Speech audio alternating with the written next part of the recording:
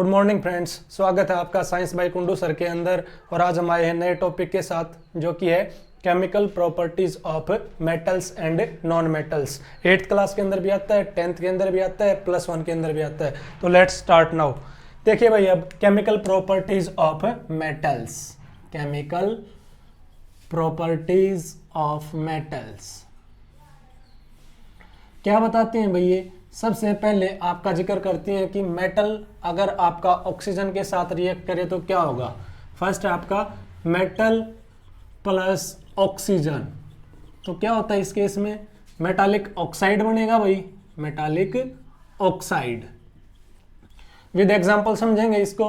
जैसे कि देखिए आप 4Al + 3O2 अगर रिएक्शन करेगा तो ये बनाएगा आपका Al2O3 और 2Cu + O2 रिएक्ट करके फॉर्म करता है 2CuO।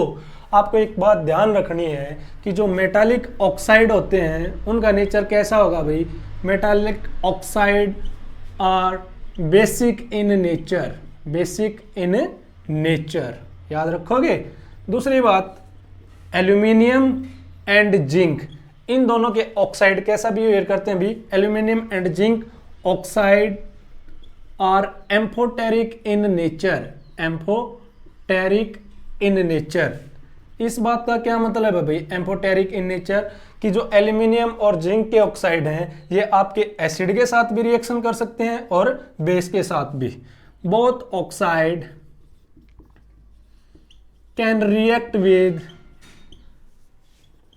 Acid as well as basic या base, as well as base, so they are known as amphoteric oxide. Is that clear? देखो, कुछ एक ऑक्साइड होते हैं जो कि हाईली रिएक्टिव होते हैं, जैसे कि आपका सोडियम का हो गया, पोटासियम का हो गया, इसलिए उनको केरोसिन में रखा जाता है। दूसरी रिएक्शन समझिए भाई, दूसरी क्या है? तो मेटल्स रिएक्ट विद वाटर। किसके साथ रिएक्शन करें भाई? वाटर के साथ। तो इस केस में क्या होता है? मेटल प्लस वाटर क्या बनेगा भाई? इससे पहले तो आपका बनेगा मेटालिक ऑक्साइड, और फिर जो मेटालिक ऑक्साइड होते हैं वो आपके वाटर के अंदर सोल्यूबल होते हैं, तो उनसे बनेंगे आपके मेटालिक हाइड्रोक्साइड। क्या बनेंगे? Metallic hydroxide. Is that clear? Example लेके समझेंगे इस चीज को भी भाई। जैसे कि आपका सबसे पहले लेते हैं हम 2K + 2H2O give rise to 2KOH + H2 gas, और ये फायर कैच कर लेते हैं। सेम काम होता है सोडियम का भाई, 2Na + 2H2O give rise to 2NaOH + H2 gas निकलेगी, और ये हाईली रिएक्टिव होते हैं। इवन कोल्ड वाटर के साथ भी सोडियम और पोटासियम आपके वाटर के साथ रिएक्ट करके उसके अंदर वे फायर को कैच कर सकते हैं। Is that clear? इसलिए बोला जाता है कि सोडियम और पोटासियम को केरोसिन ऑयल के अंदर डीप करके रखा जाता है, because they can react with cold water also. Is that clear? ये हाईली वॉयलेंट रिएक्शन होती है भाई। अगर इसको समझ आ जाए तो देखो, सबसे पहले तो जैसे 2Na था, और ये अगर आपका वाटर के साथ रिएक्शन करेगा तो यहाँ पे सबसे पहले तो ऑक्साइड बनता है, और फिर ये वाटर के साथ रिएक्शन करके फिर ये आपका हाइड्रोक्साइड बनाएगा भाई। पूरा प्रोसीजर समझ में आया आप लोगों को? ठीक है। दूसरा देखिए भाई, जैसे कि कैल्शियम अगर रिएक्शन करेगा तो वो लेस रिएक्टेंट होती है, या लेस वॉयलेंट बोलोगे। Calcium, for calcium reaction with water, reaction with water, इस केस में क्या होता है? Ca + 2H2O give rise to CaOH + H2। इसके अलावा देखो भाई, आपको एक बात ध्यान रखनी है, मैं यहाँ नीचे लिख रहा हूँ भी, इसके नीचे ये वाला पोर्शन इधर देखिए। उसमें क्या होता है? अगर आपका एल्यूमिनियम एंड आयरन, ये दोनों आपके ऑक्साइड बनाएंगे, और इनके ऑक्साइड वाटर के अंदर सोल्यूबल ही होते हैं। याद रखोगे, aluminium and iron forms oxide when react with water, when react with water and they do not form hydroxide, बहुत ज्यादा इंपॉर्टेंट बात है भाई, स्टार लगा सकते हो आप इस पॉइंट के ऊपर, ठीक है। जैसे कि आपका एल्यूमिनियम प्लस H2O करोगे तो आपका Al2O3 बनेगा, Fe प्लस H2O करोगे तो Fe3O4 बनेगा, और ये आगे फर्दर वाटर के अंदर सोल्यूबल नहीं होते, not soluble in water, not soluble in water. तो थोड़ा सा इंपॉर्टेंट पॉइंट है, आप इस पॉइंट को ध्यान रखोगे, ठीक है। और ये जो एल्यूमिनियम और आयरन है ये ना तो हॉट वाटर के साथ, इवन आप याद रखोगे स्टीम के साथ रिएक्शन करते हैं। किसके साथ? स्टीम के साथ। H2O जब स्टीम की फॉर्म में होगा तो उसके साथ रिएक्शन करेगा। Is that clear? अब तीसरा पॉइंट देखेंगे भाई हम,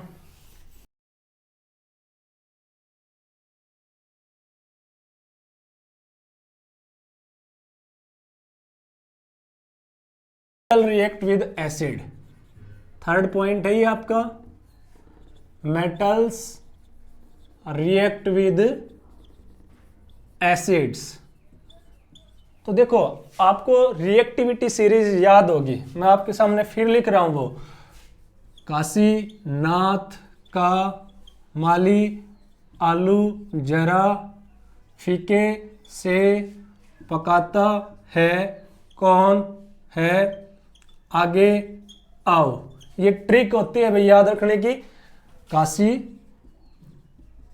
नाथ, का, माली, आलू, जरा, फीके, से,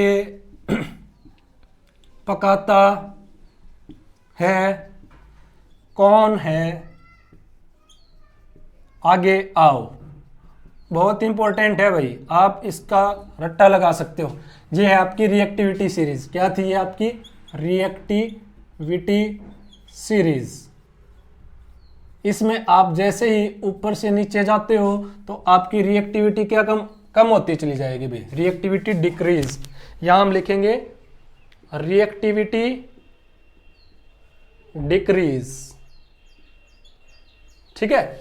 जैसे जैसे आप ऊपर से नीचे आ रहे हो तो जैसे काशी मतलब पोटासियम आपका हाईली रिएक्टिव, उसके बाद sodium, calcium, magnesium, aluminium, zinc, iron, एसेंटीन, PB lead, hydrogen, copper, Hg mercury, Ag silver, Au आपका जो गोल्ड है, ये हाइड्रोजन के नीचे वाले क्या होते हैं? बिल्कुल लेस रिएक्टिव होते हैं। और जैसे मैंने आपको बताया था ना वाटर के साथ रिएक्शन, तो Ag और Au आपके ना के बराबर रिएक्शन करते हैं वाटर के साथ। तो यहाँ आती है बात अब मेटल्स रिएक्ट विद एसिड।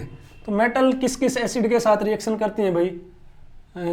देखिए, डाइल्यूट HCl, डाइल्यूट H2SO4 के साथ, और जो नाइट्रिक एसिड होता है ये स्पेसिफिक पॉइंट होता है भाई आपका, डाइल्यूट HNO3। इसकी क्या बात ध्यान रखोगे कि ये एक स्ट्रॉन्ग ऑक्सीडाइजिंग रिएजेंट है भाई, strong oxidising reagent, strong oxidising reagent.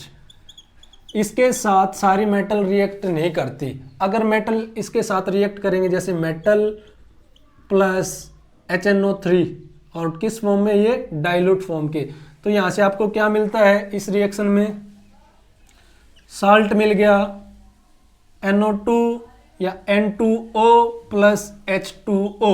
इसमें जो नाइट्रोजन होता है वो खुद क्या हो जाता है? रिड्यूस हो जाता है, और दूसरे को क्या करवा देता है? ऑक्सीडाइज। सिर्फ दो मेटल हैं जो किसके साथ रिएक्शन कर सकती हैं और H2 प्रोड्यूस कर सकती हैं। मेटल कौन कौन सी हैं वो? एक तो होती है आपकी Mg और एक होता है आपका Mn। अगर ये आपका नाइट्रिक एसिड के साथ रिएक्ट करेगा तो आपको क्या मिलेगा? ये कंपाउंड नीचे लिख रहा हूं भी इसका, फिर सॉल्ट मिलेगा प्लस H2 गैस मिलेगी, ठीक है।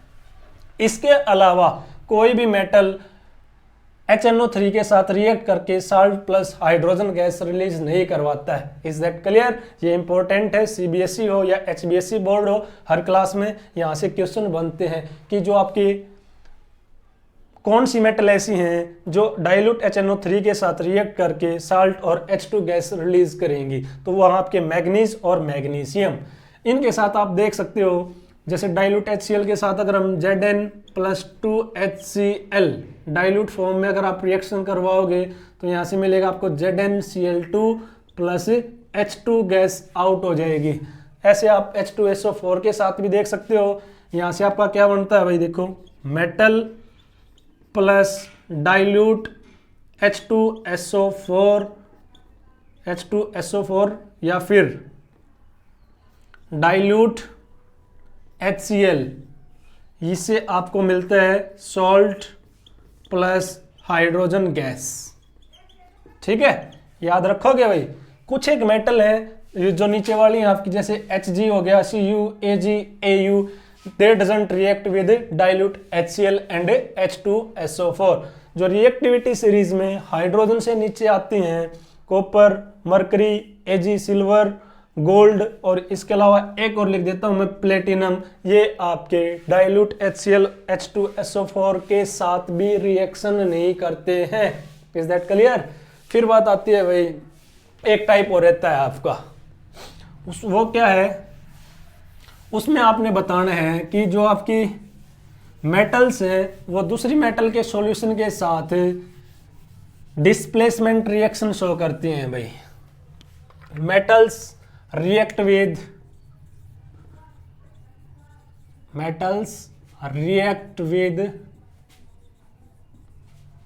अनदर मेटल सॉल्यूशन बोल सकते हो आप, या फिर साल्ट बोल सकते थे।